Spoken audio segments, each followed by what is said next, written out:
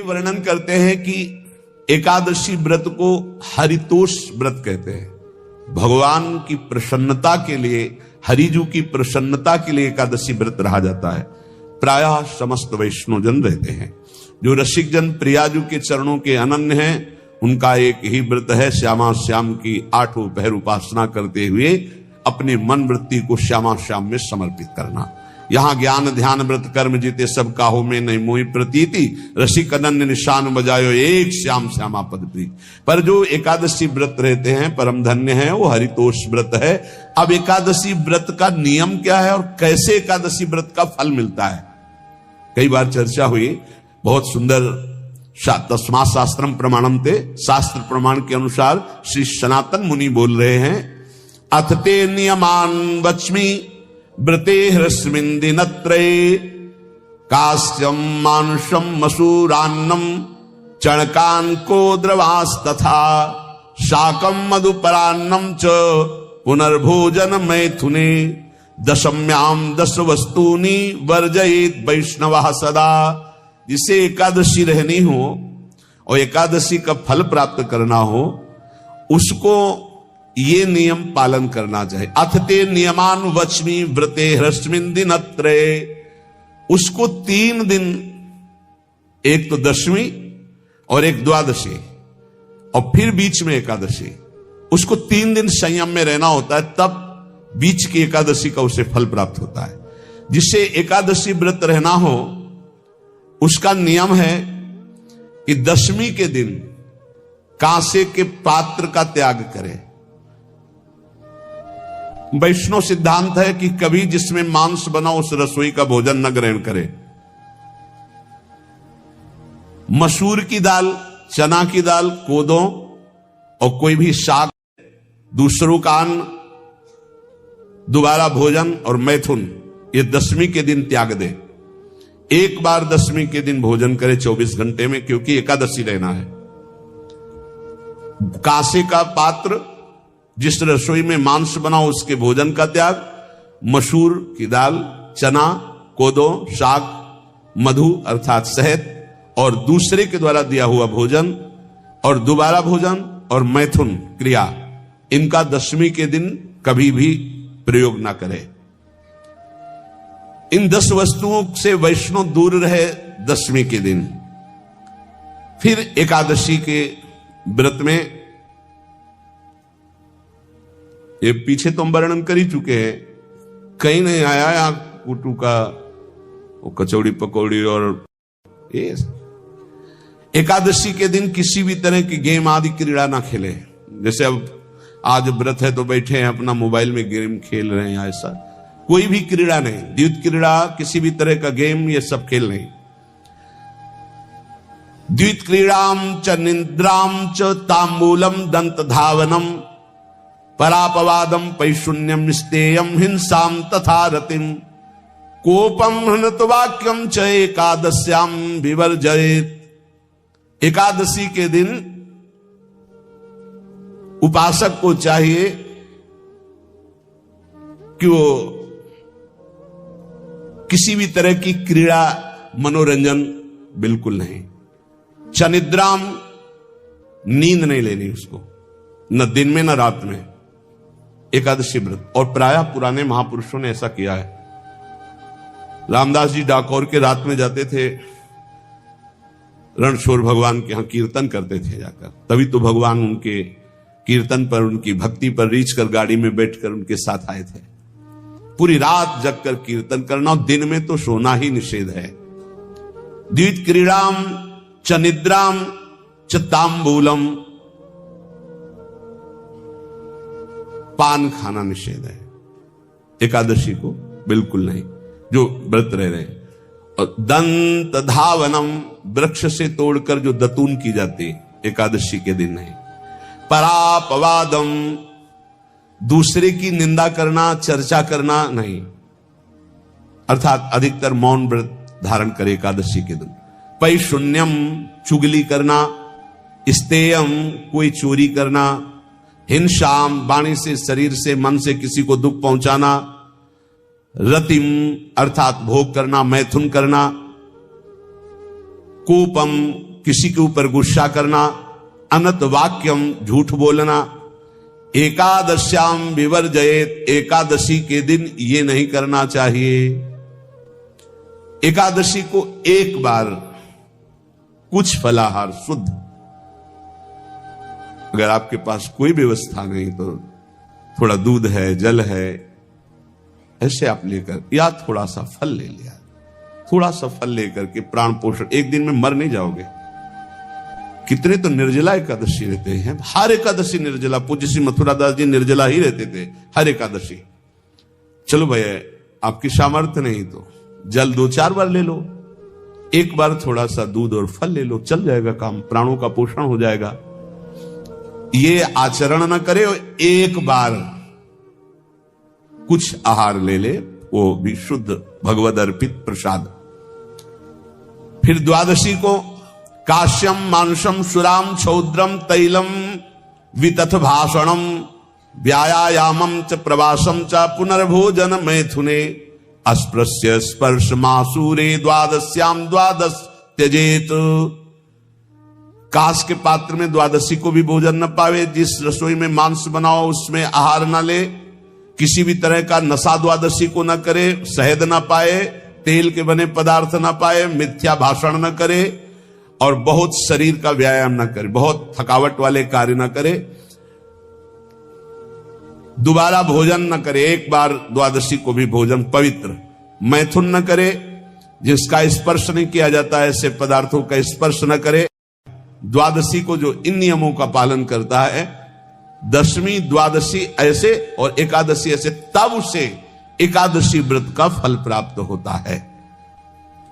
जो इस पद्धति से ये जो मनमानी है सब नहीं, हर पदार्थ मिल जाएगा आपको फलाहार में, हर पदार्थ हमको बताया गया कि आपको जो चाहो सब पदार्थ फलाहार का। अरे भाई हरितोष व्रत है तो हरि प्रसन्नता के लिए एक दिन भूखे रहने बहुत आनंद आता है।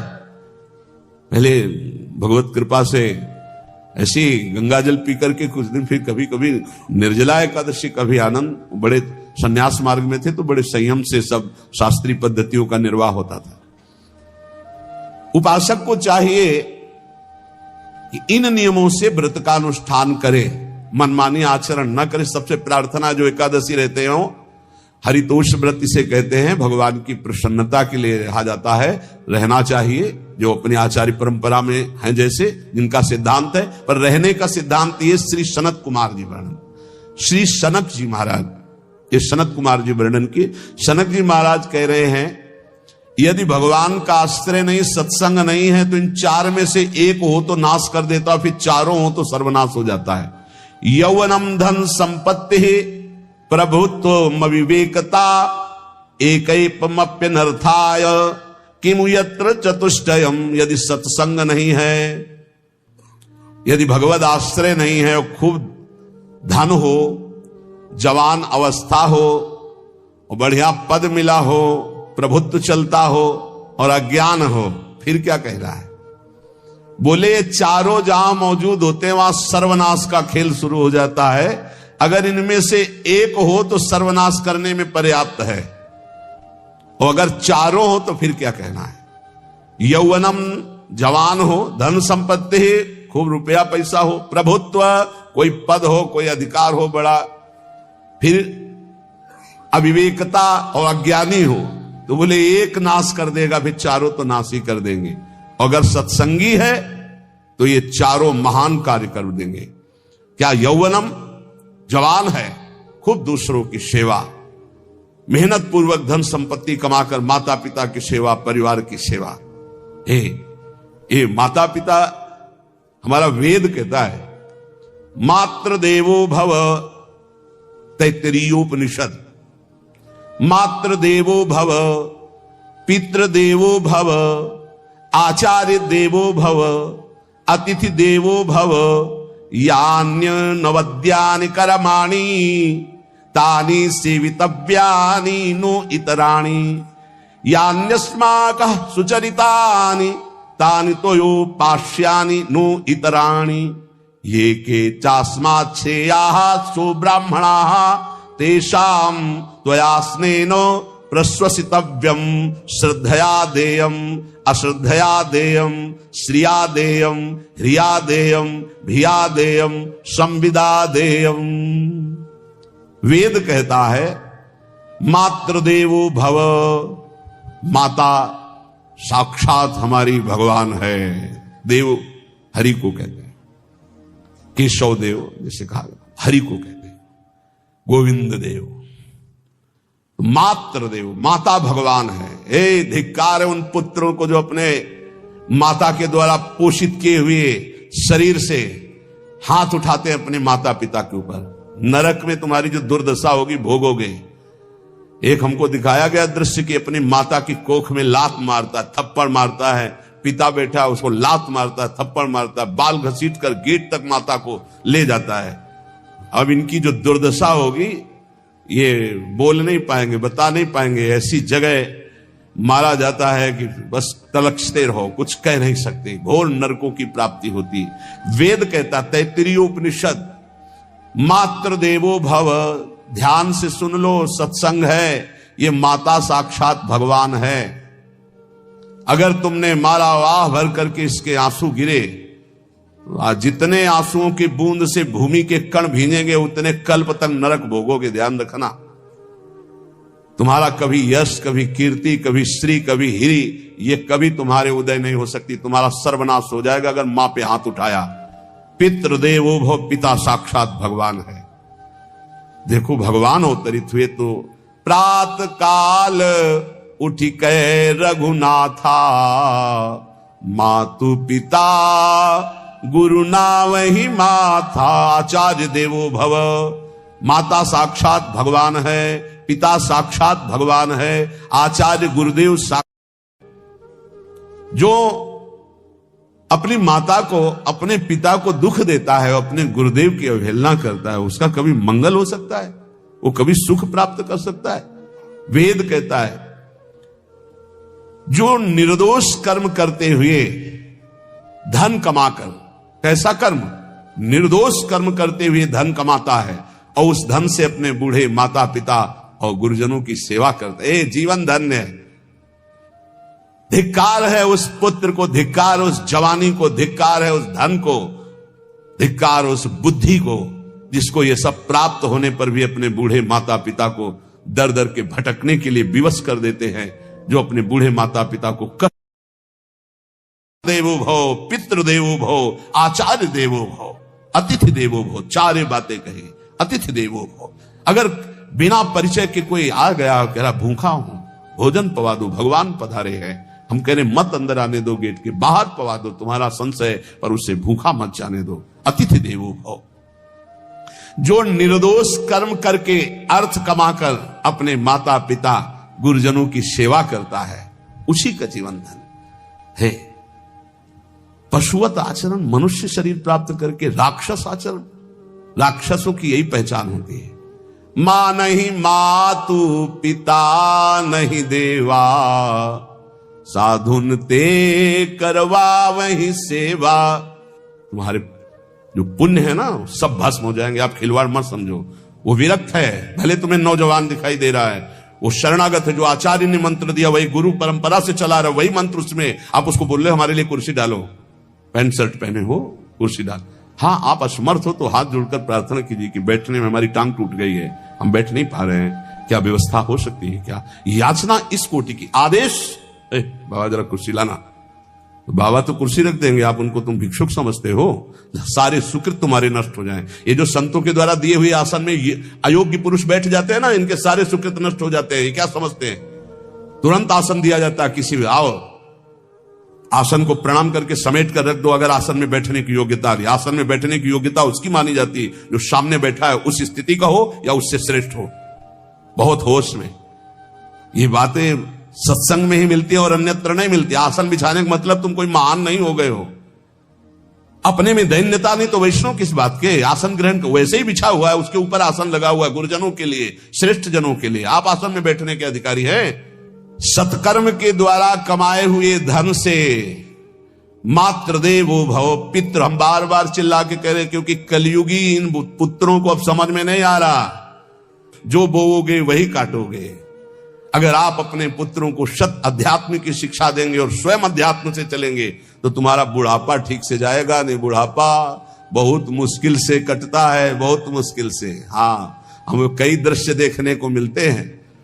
बता रहे एक बार बिंदौर इधर है, इच्छावर फतेहपुर, वहां से भ्रमण करते यार कि बड़े मकान से बड़े वृद्ध भागते हुए आए, स्वामी जी स्वामी जी स्वामी जी, बहुत कष्ट में हो। क्या कष्ट है आपको? आप तो महल से उतर रहे हैं।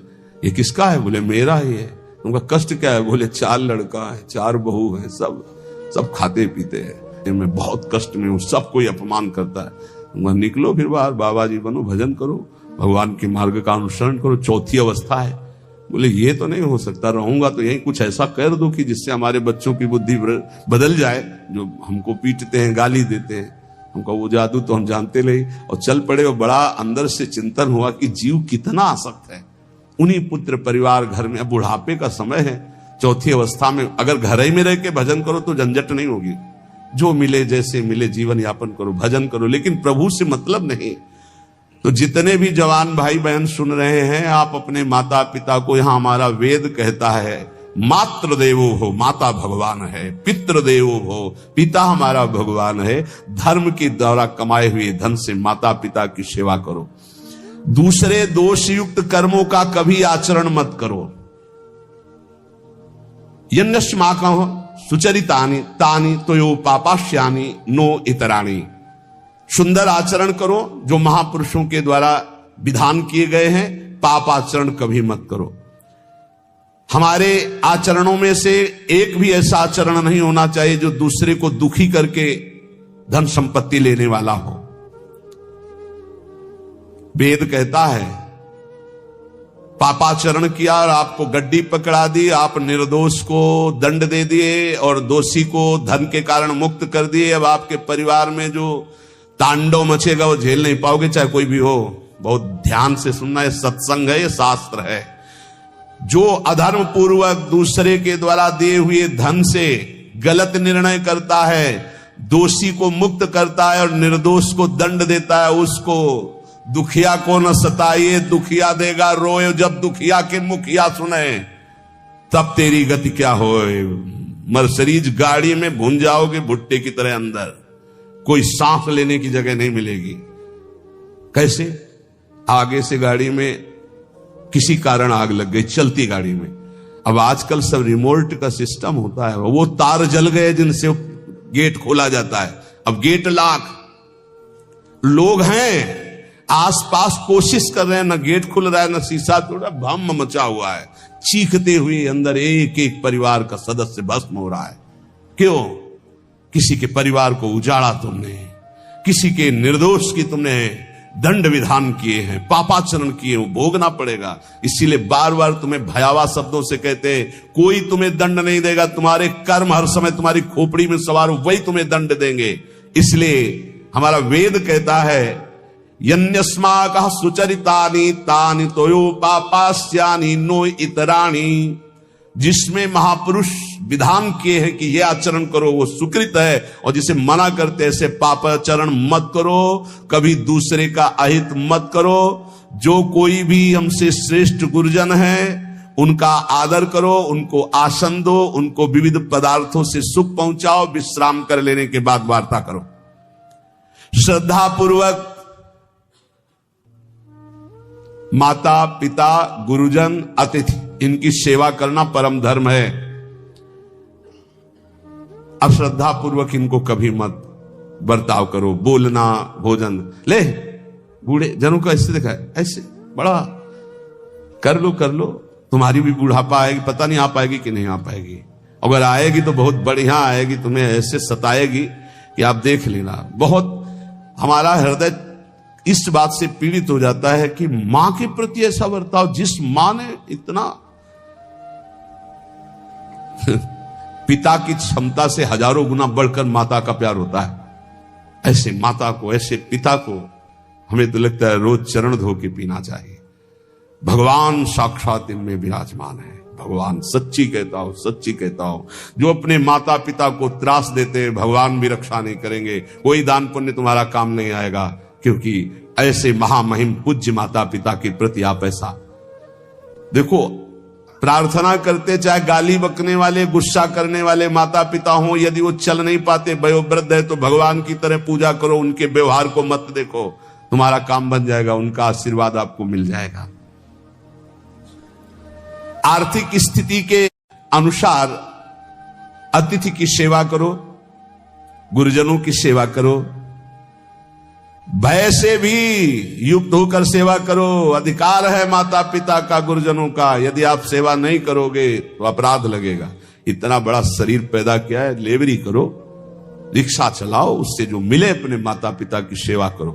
तो यहां कह रहे कि ये चार अगर आपके पास हैं, इनका सदुपयोग नहीं हो। यौवनम धन संपत्ति प्रभुत्वम अविवेकता एकैपमप्यनर्थायम किमु यत्र चतुष्टयम। यदि धन है, जवानी है, आपका प्रभुत्व चलता है, बड़े पद में हो और अज्ञानी हो, एक तो सर्वनाश कर देता है, फिर चारों हो तो सर्वनाश पक्का। और यदि कहीं भगवान का आश्रय मिल जाए, संत जनों, तो ये परम मंगलदायक है। अविवेक विवेक में बदल जाता है। जो धन है, इसकी 3 गतियां बताई गई है। दान भोग विनाशश्च रायः शूर्गतस् त्रिधा। 3 गति होती है, एक दान और एक स्वयं भोग करना, और अगर नहीं किया तो सर्वनाश, वो नाश को ही प्राप्त हो जाएगा। गांव के कंजूस जनों के धन दीवालों में निकलते हैं, मटकी में बंद बंद करके दीवाल में पैक कर दिया और मर गए। अब दीवाल में नहीं, अब लॉकर में है, बैंक में है। कितने हैं? बोले इतने करोड़। कभी ना तो धर्म किया ना दान किया, कंजूस रात दिन उन्हीं रुपए का चिंतन किया, मर गए। 1 रुपए का भी कभी सतमार्ग में प्रयोग नहीं किया। कह रहे दान भोग विनाशश्च, 3 गतियां हैं। दान या स्वयं भोग कर लो और या विनाश हो जाएगा। तो सो धन धन्य प्रथम गति जाकी। वो धन धन्य है जिसकी प्रथम गति क्या? दूसरों को सुख पहुंचाने में लगा।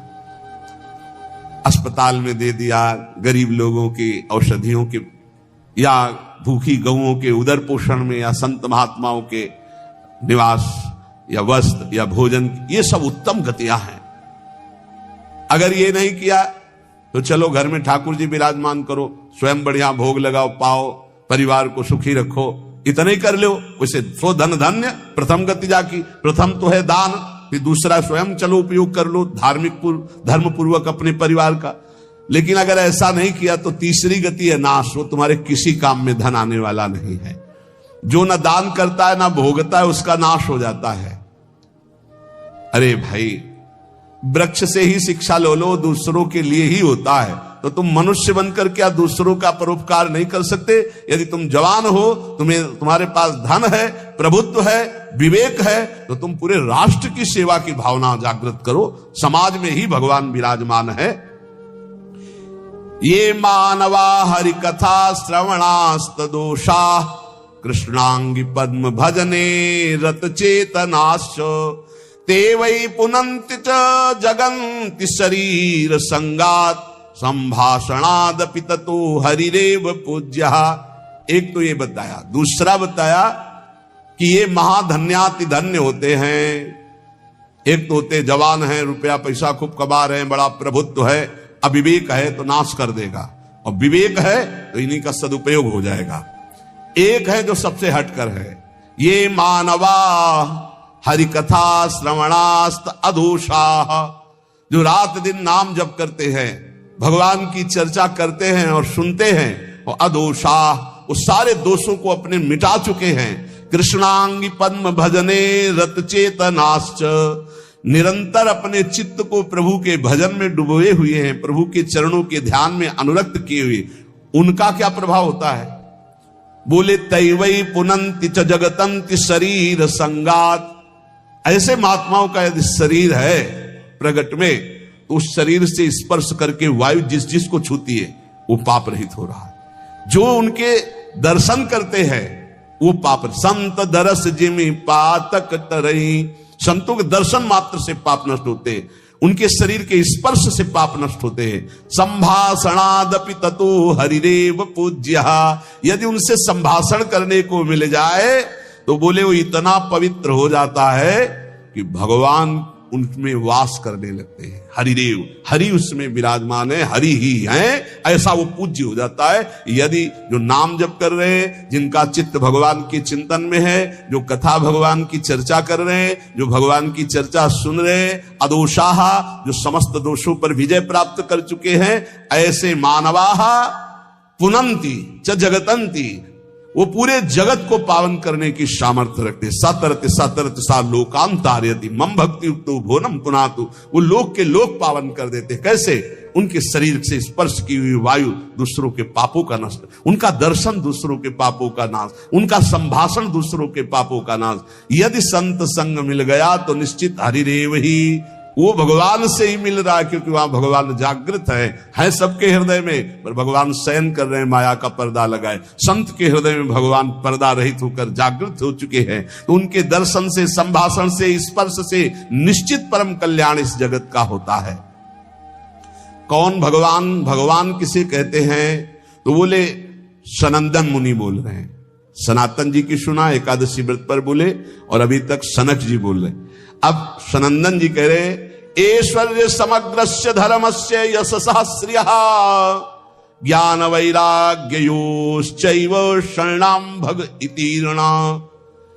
संपूर्ण ऐश्वर्य, संपूर्ण धर्म, संपूर्ण यश, संपूर्ण श्री, संपूर्ण ज्ञान, संपूर्ण वैराग्य, ये 6 जहां विराजमान हैं भग, उन्हें भगवान कहते हैं। ये पूर्ण रूप से भगवान में ही विराजमान है, और जिसमें ये सामर्थ्य है उसे भगवान कहते हैं। उत्पत्ति प्रलयम चैव भूतानामागतिम गतिम वेत्ति विद्याम अविद्याम च सावाच्यो भगवानिति।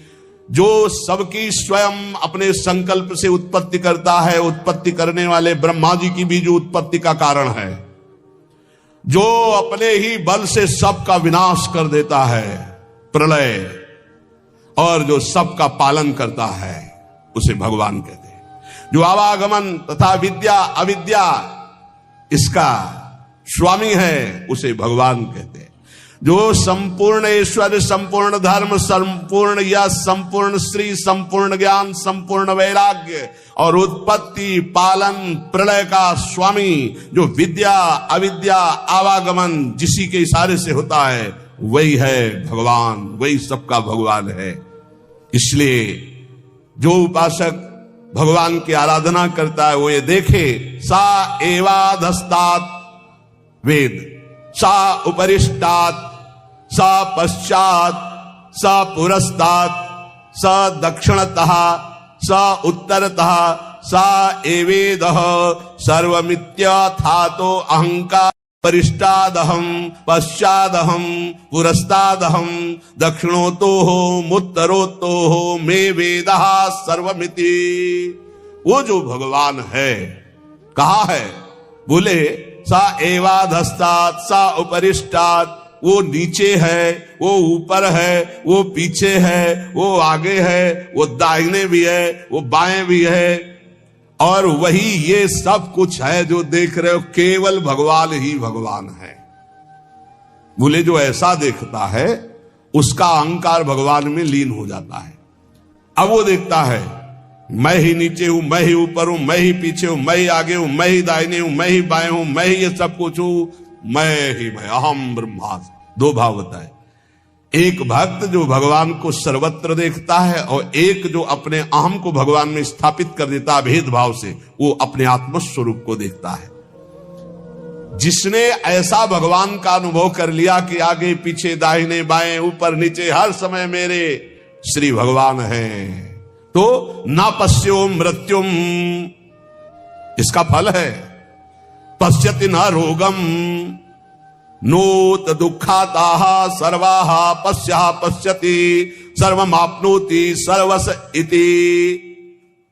बोले उसको किसी भी प्रकार का रोग दुख नहीं दे सकता। जो ये देखता है, सा एवाधास्तात्, सा उपरिष्टात्, सा पश्चात्, सा पुरस्तात्, सा दक्षिणा, सा उत्तरा, उत्तर में दक्षिण में ऊपर नीचे दाएं बाएं हर समय मेरे प्रभु हैं। केवल